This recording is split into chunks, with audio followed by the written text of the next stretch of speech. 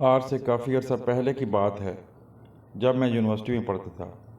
ہم اس وقت کھاریاں شہر میں رہتے تھے۔ میرے دادا ابو گاؤں میں میرے چچا کے ساتھ رہتے تھے۔ میرے دادا ابو کھلی فضا میں رہنا پسند کرتے تھے اور انہیں زمینی ماحول اور لہراتے کھیت بہت پسند تھے۔ ہم کئی بار دادا ابو کو کھاریاں شہر لے کر آئے، لیکن وہ 2 دن سے زیادہ شہر میں نہیں رہتے تھے، اور اگر ہم انہیں شہر میں لے کر آتے تو وہ شور مچانا شروع کر دیتے تھے کہ مجھے گاؤں چھوڑ کے آؤ۔ کچھ مرتبہ تو میرے پاپا انہیں شہر میں لے کر آئے، لیکن وہ تو شہر میں رہنے کا نام ہی نہیں لیتے تھے اور واپس جانے کی ضد میں کھانا تک نہیں کھاتے تھے۔ ان کو گاؤں کی فضا اور سرسبز اور لہراتے کھیتوں سے بہت پیار تھا۔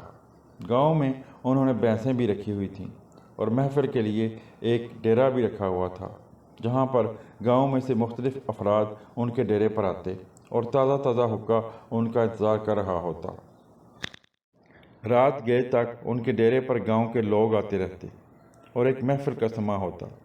حقے کی ایک لمبی سی نال ہوتی جو کہ ساری محفل میں پھرتی رہتی اور لوگ حقے کے کش لگاتے جاتے اور گپ لگاتے۔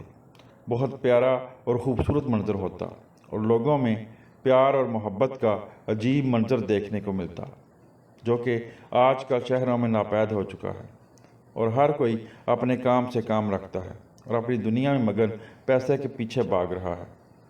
ہمارے دادا ابو ہم سے بہت پیار کرتے تھے۔ اگر وہ پاپا کے کہنے پر شہر میں آتے تو صرف اس وجہ سے آتے کہ انہیں ہم سے بہت پیار تھا۔ ہمارے دادا ابو نے ایک محبت سے بھرپور زندگی گزاری۔ جب ہم گاؤں میں دادا ابو کے پاس جاتے تو ہمارے لیے طرح طرح کے کھانے بنائے جاتے اور گاؤں کے لوگ جو ان کے ڈیرے پر آئے ہوتے وہ بھی ہم سے بہت پیار کرتے۔ آج کل تو نہ کہیں محبت بھری محفل دیکھنے کو ملتی ہے اور نہ ہی لوگوں میں اس قدر پیار ہے۔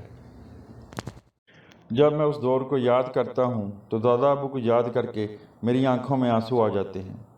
ہمارے دادا ابو کی عمر 120 سال تھی اور وہ بالکل صحت مند تھے۔ وقت جیسا بھی ہو گزر ہی جاتا ہے اور بہت سی یادیں پیچھے چھوڑ جاتا ہے۔ ہمارے دادا ابو ایک دن بیمار ہو گئے۔ میرے چچا نے پاپا کو بتایا کہ دادا ابو کی صحت ٹھیک نہیں ہے اور وہ بیمار ہیں۔ میرے پاپا دادا ابو سے بہت پیار کرتے تھے۔ پاپا اسی دن گاؤں چلے گئے اور دادا ابو کی خدمت کرنے لگے۔ میں، میری ماما اور میرے دونوں بھائی کھاریاں شہر میں اکیلے تھے۔ دن گزرتے گئے اور دادا ابو کی طبیعت سخت خراب ہو گئی۔ ان کی طبیعت سنبھلنے کا نام ہی نہیں لے رہی تھی۔ ہر ممکن کوشش کی گئی، لیکن دادا ابو کی صحت دن بہ دن بگڑتی چلی گئی۔ ان دنوں موبائل نہیں تھے، صرف PTCL کا فون ہوا کرتا تھا۔ میرے پاپا نے رات کو گاؤں سے فون کیا کہ دادا ابو کی طبیعت بہت سخت خراب ہے اور ہمیں دعا کرنے کے لیے کہا۔ میں اپنے دادا ابو سے بہت پیار کرتا تھا۔ جب میں نے یہ خبر سنی تو مجھ سے رہا نہیں گیا اور میں نے اپنے ایک دوست شکیل کے ساتھ پیدل گاؤں جانے کا پروگرام بنا لیا۔ میں اور شکیل رات کو 12 بجے کھاریاں شہر سے گاؤں کی طرف چل پڑے۔ پیدل گاؤں جانے کی وجہ یہ تھی کہ رات کو ہمیں کوئی گاڑی نہیں ملنی تھی، کیونکہ گاؤں کے لیے آخری گاڑی شام کو 7 بجے شہر سے نکلتی تھی اور اب تو رات کے 12 ہو رہے تھے۔ ہمارے راستے میں کھاریاں کینٹ پڑتا تھا اور کینٹ میں سے گزرنے کے بعد آگے راستہ سارا سنسان تھا۔ رات کو چور ڈاکو وغیرہ کا خدشہ بھی تھا، لیکن ہم نے کہا کہ جو ہوا دیکھا جائے گا۔ ہم کینٹ میں سے نکل گئے اور آگے تو سارا سنسان علاقہ تھا۔ کھاریاں کینٹ میں سے گزرنے کے بعد ایک بہت بڑا نالا آتا ہے اور اس کے بعد ایک گاؤں جس کا نام پنجوڑیاں ہے آتا ہے۔ ہم نے اس نالے کو پار کیا اور پنجوڑیاں گاؤں کی حد میں جیسے ہی داخل ہوئے تو ہم نے ایک چھوٹے سے بکری کے بچے کو دیکھا جو کہ ہمارے ساتھ ساتھ چلنے لگا۔ جب میں نے اس بکری کے بچے کو دیکھا تو مجھے وہ بہت پیارا لگا اور میں نے اس کو آگے بڑھ کر اٹھا لیا۔ میں اسے اٹھا کے کچھ ہی قدم چلا تھا کہ وہ بکری کا بچہ وزنی ہونے لگا اور اتنا وزنی ہو گیا کہ مجھ سے اٹھایا نہیں جا رہا تھا۔ میں نے اس بکری کے بچے کو نیچے زمین پر رکھ دیا اور اس بات پر غور نہ کیا کہ اس کا وزن کیسے زیادہ ہو گیا ہے۔ وہ بکری کا بچہ ہمارے ساتھ ساتھ چلنے لگا۔ شکیل بھی اس پیارے سے بکری کے بچے کو دیکھ کر خوش ہو رہا تھا اور اسے اس پر بہت پیار آ رہا تھا۔ ہر طرف رات کا سناٹا تھا اور کوئی بھی زیرو نہیں تھا۔ ساری دنیا سو رہی تھی اور ہم اس کالے اور سنسان علاقے میں آگے بڑھتے جا رہے تھے۔ ہم کھاریاں شہر سے اپنے ساتھ ٹارچ لے آئے تھے۔ تھوڑی دیر کے بعد ہم نے آگے پیچھے دیکھا تو وہ بکری کا بچہ کہیں نظر نہیں آیا۔ ہم اس بکری کے بچے کے بارے میں بات کر ہی رہے تھے کہ وہ پتہ نہیں کہاں سے پھر آ گیا، اور ہم اسے پھر پیار سے دیکھتے دیکھتے آگے بڑھنے لگے۔ شکیر سے رہا نہ گیا اور اس نے بکری کے بچے کو اٹھا لیا اور آگے چلنے لگا۔ تھوڑی ہی دیر کے بعد بکری کے بچے کی ٹانگیں لمبی ہونا شروع ہو گئیں اور اتنی لمبی ہو گئیں کہ زمین کو چھونے لگیں۔ جب شکیل نے یہ منظر دیکھا تو اس نے بکری کے بچے کو چھوڑ دیا اور زمین پر گرتے ہی وہ بکری کا بچہ بھاگتے ہوئے نہ جانے کہاں غائب ہو گیا۔ میں نے شکیل سے پوچھا کہ کیا ہوا۔ شکیل نے مجھے ساری بات بتائی اور شکیل کی بات سن کر مجھے بھی خوف آنے لگا۔ ہم دونوں نے تیز تیز چلنا شروع کر دیا۔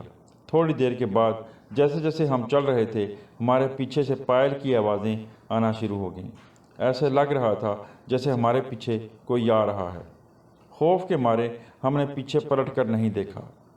ہم دونوں اتنے خوفزدہ ہو چکے تھے کہ ہمارے رونگٹے کھڑے ہو گئے۔ ہمیں محسوس ہو رہا تھا کہ کسی انجانی مخلوق نے ہمیں گھیر لیا ہے۔ چلتے چلتے میری نظر ایک درخت کے پاس کھڑی ایک عورت پر پڑی جو ہمیں گور گور کر دیکھ رہی تھی۔ وہ عورت ہم سے کچھ ہی فاصلے پر کھڑی تھی۔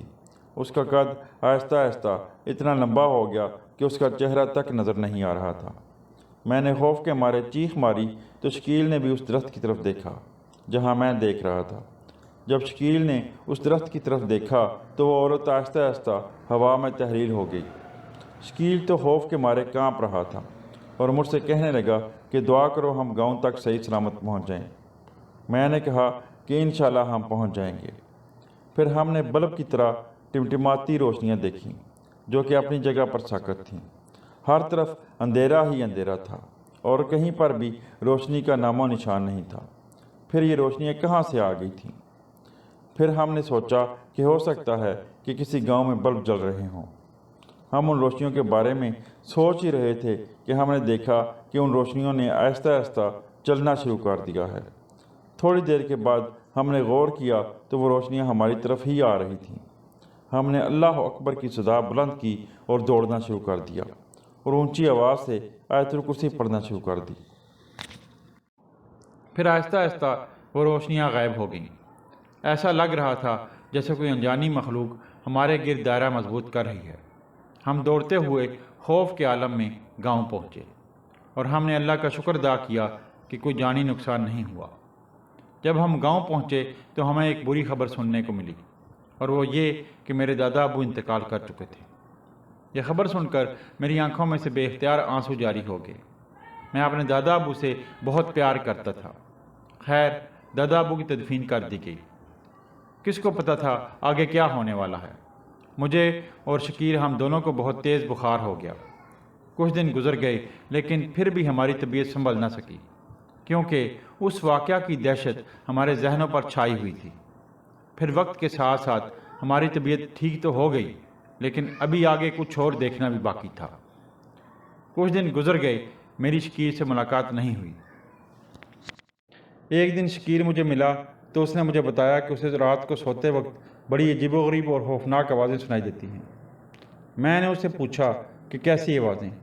اس نے مجھے بتایا کہ بہت خوفناک آوازیں سنائی دیتی ہیں جن کا کوئی مطلب نہیں ہوتا، اور میں سوتے ہوئے اٹھ کر بیٹھ جاتا ہوں۔ میں شکیر کی بات سن کر بہت حیران ہوا۔ میں نے اسے کہا کہ قرآن پاک کی تلاوت کیا کرو۔ ہم دونوں نے ایک ہوٹل پر چائے پی اور پھر وہ اپنے گھر چلا گیا۔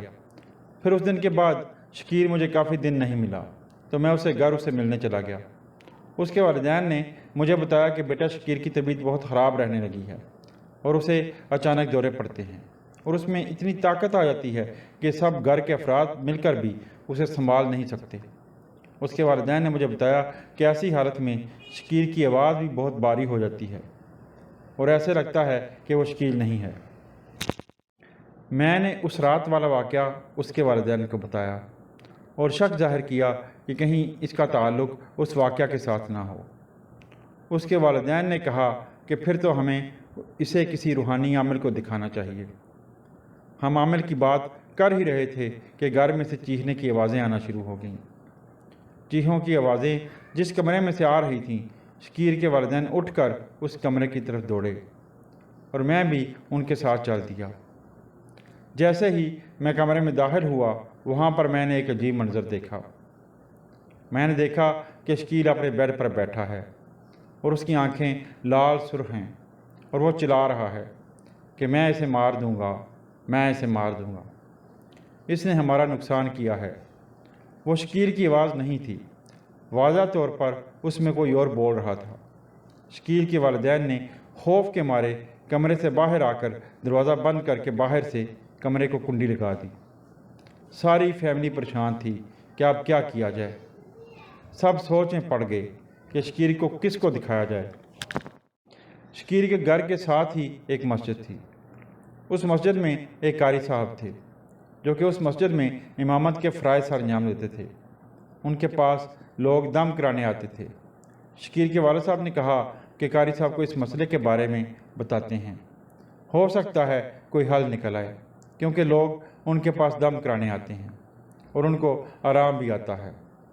میں شکیر کے والد صاحب کے ساتھ مسجد میں چلا گیا۔ قاری صاحب نے مسجد میں ہی رہائش رکھی ہوئی تھی۔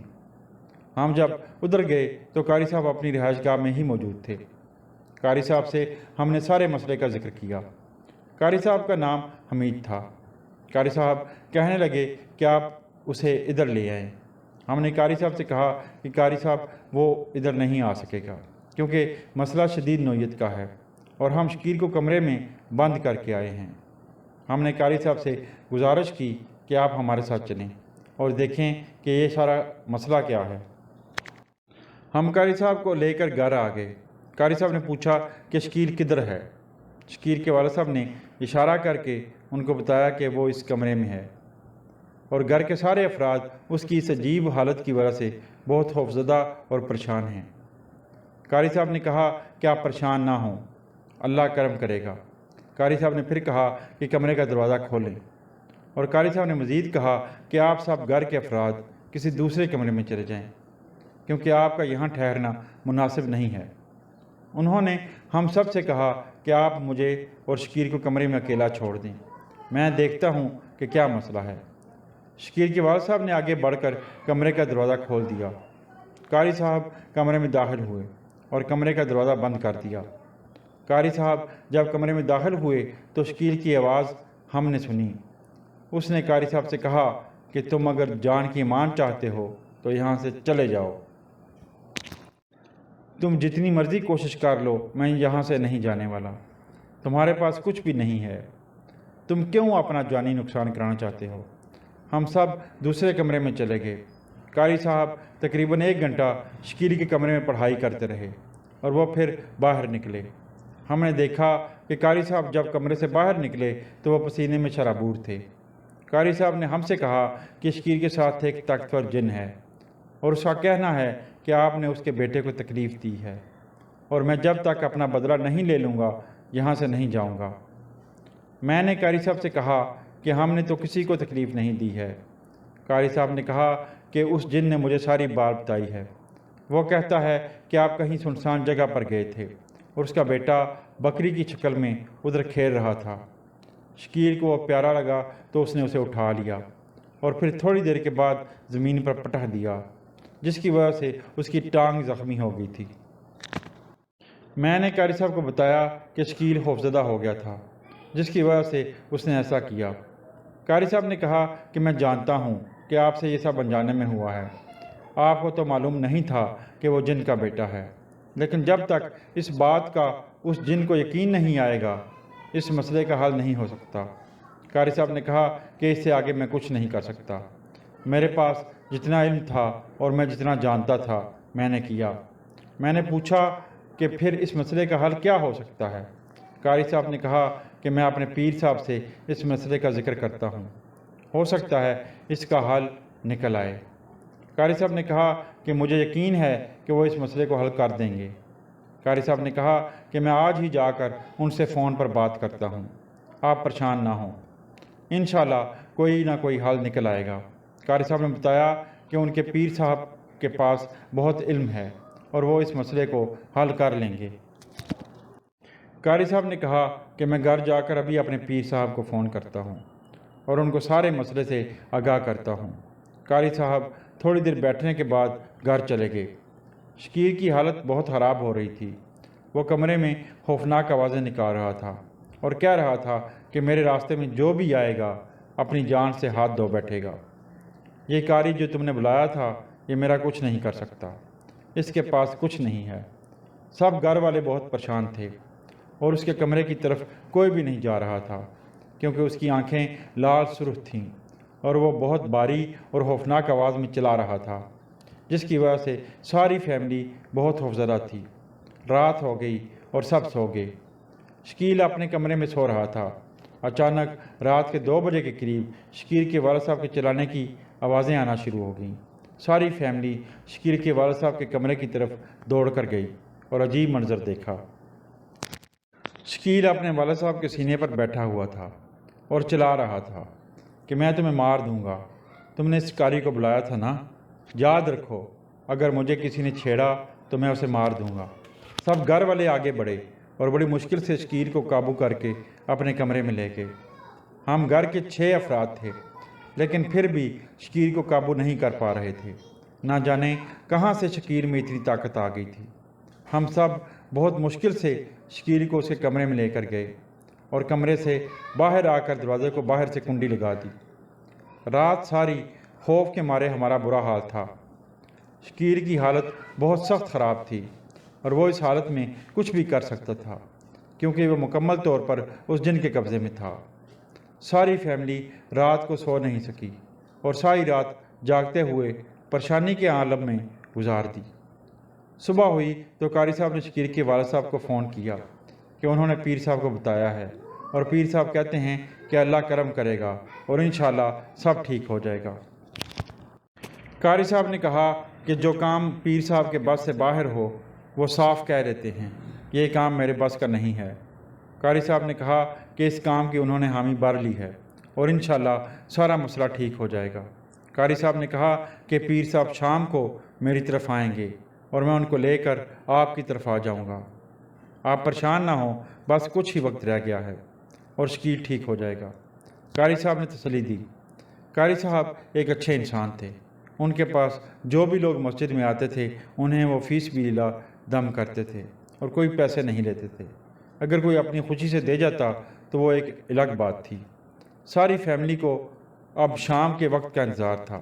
سب بے چینی سے اکٹھے بیٹھے شام کا انتظار کر رہے تھے۔ وہ کہہ رہا تھا کہ آپ جو مرضی کر لیں، میں یہاں سے نہیں جاؤں گا، میں اپنا بدلہ لوں گا۔ پیر صاحب کی آواز آئی کہ دیکھو ان سے یہ غلطی انجانے میں ہوئی ہے، اس میں ان کا کوئی قصور نہیں ہے، سمجھنے کی کوشش کرو۔ جن بولا کہ کچھ بھی ہو میرے بیٹے کو چوٹ تو آئی ہے نا۔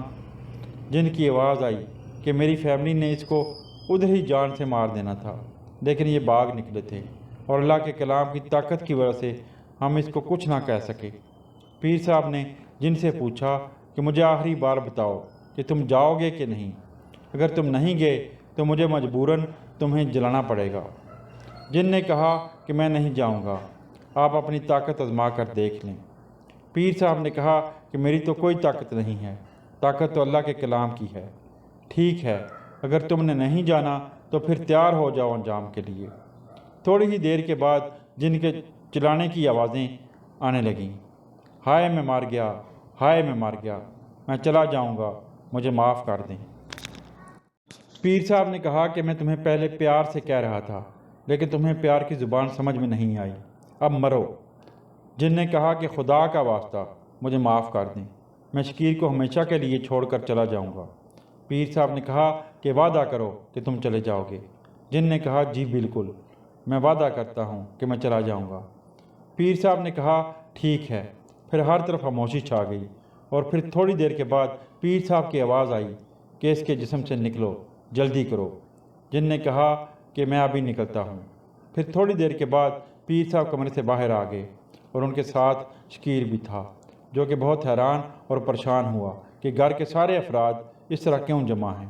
پیر صاحب ہم سب کو ایک کمرے میں لے گئے اور ہمیں بتایا کہ یہ جنات بہت ضدی ہوتے ہیں اور جس بات کی ضد کر لیں وہ پوری کر کے چھوڑتے ہیں۔ ابھی تو وہ جن چلا گیا ہے اور شکیر بالکل ٹھیک ہو گیا ہے، لیکن مستقبل کا کوئی پتہ نہیں، وہ جن دوبارہ کسی وقت بھی آ سکتا ہے، اور ہو سکتا ہے کہ وہ نہ آئے، وہ اپنے کسی رشتہ دار کو بھیج دے۔ پیر صاحب نے کہا کہ اگر ایسا ہوا تو آپ مجھے بتائیے گا، میں ان کا مکمل سد باب کر دوں گا۔ شکیر کے والد صاحب نے پوچھا کہ حضور ان کا سد باب ابھی نہیں ہو سکتا؟ پیر صاحب نے کہا کہ یہ بھی اللہ کی مخلوق ہے، اور اگر پیار سے مسئلہ حل ہوتا ہے تو ان پر سختی کرنے کی کیا ضرورت ہے؟ پیر صاحب نے کہا کہ اگر ان کو جلایا جائے تو یہ دشمنی پر آ جاتے ہیں، اور ان کا پورا قبیلہ ہوتا ہے اور وہ حملہ بھی کر سکتا ہے، اس لیے حکمت عملی سے سوچ سمجھ کا کام کرنا پڑتا ہے۔ شکیر کے والد صاحب نے کہا کہ ٹھیک ہے۔ پیر صاحب بولے کہ ٹھیک ہے، ابھی میں چلتا ہوں۔ شکیر کے والد صاحب نے ان کی کافی خاطر خدمت کرنے کی کوشش کی، لیکن انہوں نے کہا کہ نہیں، ابھی مجھے جانا ہے۔ شکیر کے والد صاحب پیر صاحب کو دروازے تک چھوڑ کر آئے۔ شکیر بالکل ٹھیک ہو چکا تھا۔ میں رات کو شکیر کے گھر میں رہا اور صبح شکیر سے اجازت لی اور اپنے گھر چلا آیا۔ کچھ دن گزر گئے تو شکیر کے والد صاحب مجھے بازار میں ملے اور مجھ سے کہنے لگے کہ شکیر کی پھر ویسی ہی حالت ہو گئی ہے، اور اس مرتبہ اس کی حالت بہت خراب ہے۔ شکیر کے والد صاحب نے کہا کہ قاری صاحب کا میں نے مسجد میں پتہ کیا تھا، لیکن وہ کچھ دن کے لیے اپنے گاؤں گئے ہیں۔ مجھے معلوم تھا کہ قاری صاحب کا گاؤں کون سا ہے۔ میں نے شکیر کے والد صاحب سے کہا کہ ہم قاری صاحب کے پاس ان کے گاؤں چلتے ہیں۔ شکیر کے والد صاحب نے کہا کہ کیا ایسا کرنا مناسب ہوگا؟ میں نے کہا کہ اس میں تو کوئی مسئلہ نہیں ہے، ہماری مجبوری ہے، کیونکہ شکیر کی حالت بہت خراب ہے، اور پیر صاحب نے ویسے بھی کہا تھا کہ اگر دوبارہ شکیر کی حالت ایسی ہوئی تو مجھے بتائیے گا۔ شکیر کے والد صاحب نے کہا کہ ٹھیک ہے، چلو پھر چلتے ہیں۔ میں گھر سے موٹر سائیکل لے آیا اور ہم قاری صاحب کے گاؤں کی طرف چل دیے۔ قاری صاحب ڈنگا شہر کے ساتھ ہی واقع گاؤں چیریاں والا کے رہنے والے تھے۔ ہم قاری صاحب کے گاؤں پہنچ کر ان کے گھر گئے تو قاری صاحب گھر میں ہی موجود تھے، اور دروازے پر دستک دینے پر دروازہ انہوں نے ہی کھولا۔ قاری صاحب ہمیں اندر لے گئے اور ہمیں بٹھایا۔ قاری صاحب کو ہم نے بتایا کہ شکیر کو پھر ویسی ہی تکلیف ہو گئی ہے۔ قاری صاحب نے سنا تو فوراً اپنے پیر صاحب کو فون کیا، جو کہ ڈنگا شہر کے ساتھ ہی واقع گاؤں فتح نور جمال کے رہنے والے تھے۔ پیر صاحب نے کہا کہ شام کو میں آپ کی طرف آؤں گا اور پھر ان کے گھر کھاریاں شہر چلیں گے۔ قاری صاحب نے کہا کہ ٹھیک ہے۔ دن کے 12 ہو رہے تھے۔ ہم قاری صاحب کے گھر میں ہی ٹھہر گئے اور پیر صاحب کا انتظار کرنا شروع کر دیا۔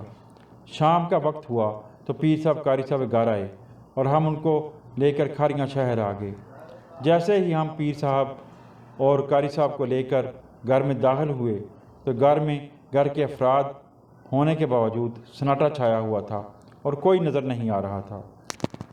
تھوڑی دیر کے بعد ایک کمرے سے، جس کو باہر سے کنڈی لگی ہوئی تھی، گرج کر خوفناک آواز میں چلانے کی شکیر کی آواز آئی کہ یہ پیر میرا کچھ نہیں کر سکے گا، اسے واپس لے جاؤ، یہ میرا مقابلہ نہیں کر سکے گا۔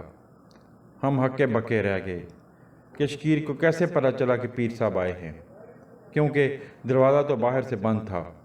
شکیر کی ساری فیملی شکیر سے ڈرتے ہوئے ایک دوسرے کمرے میں سہم کر بیٹھی ہوئی تھی، اور جب ہم گھر میں داخل ہوئے تو پھر سب کمرے سے باہر آئے۔ پیر صاحب نے شکیر کے کمرے کے دروازے کی کنڈی کھولی اور اندر داخل ہوئے۔ کافی دیر پیر صاحب اندر پڑھائی کرتے رہے اور شکیر کے ساتھ جو جن تھا اسے حاضر کر کے باتیں کرتے رہے۔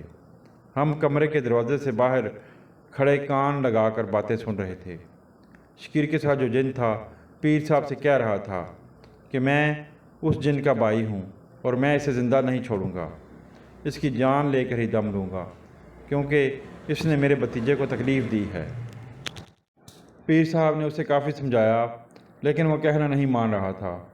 ہم نے پیر صاحب کو اس جن کو کہتے سنا کہ تم چلے جاؤ، ورنہ مجھے مجبوراً تم سب کو جلانا پڑے گا۔ تم کیوں اس معصوم کی جان کے پیچھے پڑے ہوئے ہو، جبکہ اس کا کوئی قصور نہیں ہے؟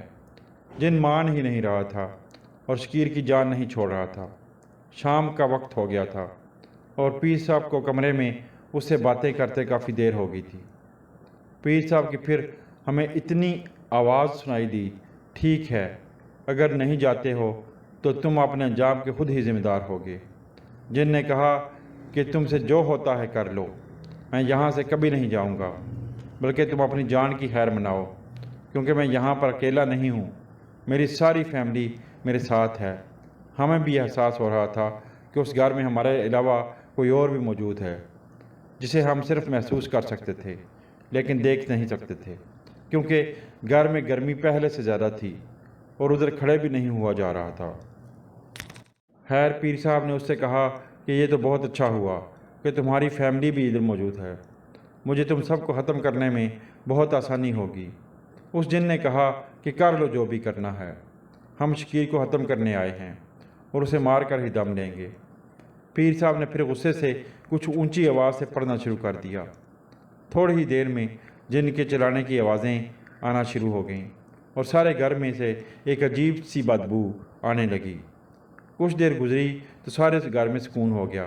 تھوڑی دیر کے بعد پیر صاحب شکیر کو لیے کمرے سے باہر آئے اور کہنے لگے کہ میں نے اس خبیث جن کی ساری فیملی کو جلا دیا ہے اور اب شکیر کو کوئی بھی تنگ نہیں کرے گا۔ ہم سب بہت خوش ہوئے کہ شکیر بالکل ٹھیک ہو گیا ہے۔ ہم نے پیر صاحب کی بہت خاطر خدمت کی اور پھر وہ کہنے لگے کہ مجھے اجازت دیں، اب میں چلتا ہوں۔ ہم نے ان سے رات کو ٹھہرنے کو کہا لیکن وہ گھر جانے پر مصر تھے، تو پھر ہم نے اصرار نہیں کیا۔ شکیر کی فیملی بہت کرب سے گزری تھی، ان کے گھر میں ایک زندگی کی نئی لہر دوڑ آئی اور ساری فیملی کو سکون نصیب ہوا۔